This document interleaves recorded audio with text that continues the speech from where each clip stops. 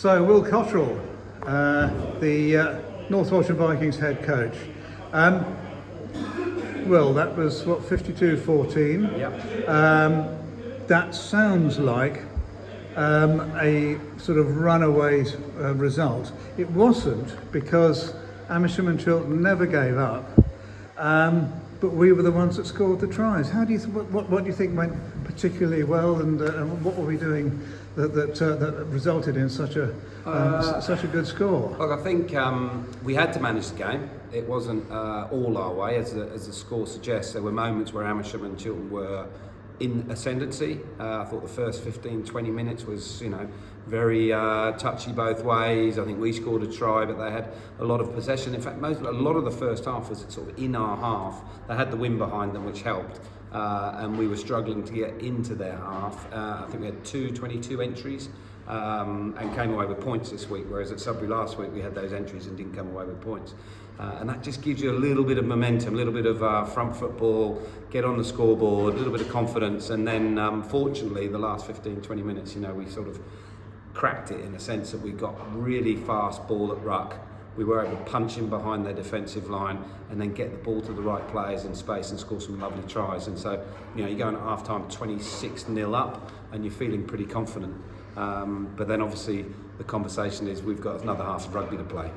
I think you'll see that we're struggling a little bit with coming out after half time and starting slowly. We did it again today.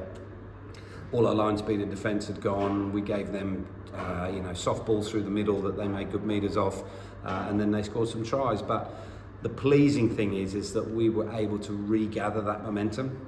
And that's what I spoke to the lads about afterwards. I said, it's really important that, when you're on the back foot and when things aren't going your way, you're able to get hold of that momentum again. And we did that, a couple of good kicks to get in the right parts of the field, and then some quick ball in the right parts of the field. And again, we scored some lovely tries. So it's a very pleasing end to the game, given that it was probably a closer game across the 80 minutes.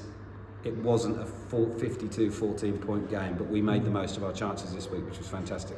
I mean, the Lakensbury player of the match, Ewan Kingdon, had a terrific game, but our scrum was working extremely well. We were almost, certainly at the beginning of the game, every time we got a scrum, it led to a penalty. Yeah.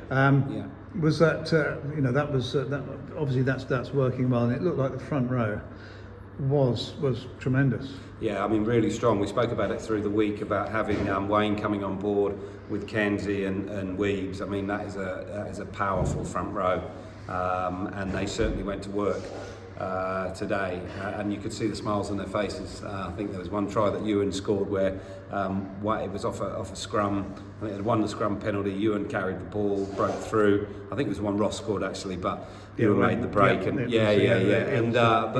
Kenzie and Wayne just stood up in the background and just had a little round of applause. And of course, they'd done the hard work to give us that attacking platform. So, I mean, they will be probably the strongest front row in the league this year. If we can keep them fit and on the field, that'll be a fantastic plus for us. So next week, Shelford away? Yep, Shelford away. We've got to travel. Sudbury was disappointing, to be honest. We created enough opportunities to win that game, and we weren't as buoyant as we were today. So we've got to take this energy we have playing at home and this confidence we have playing at home, and we've got to take it on the bus with us.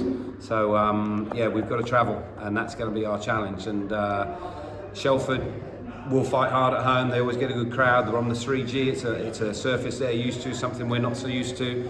So there'll be challenges there, and we've got to really focus in on getting it right. Good.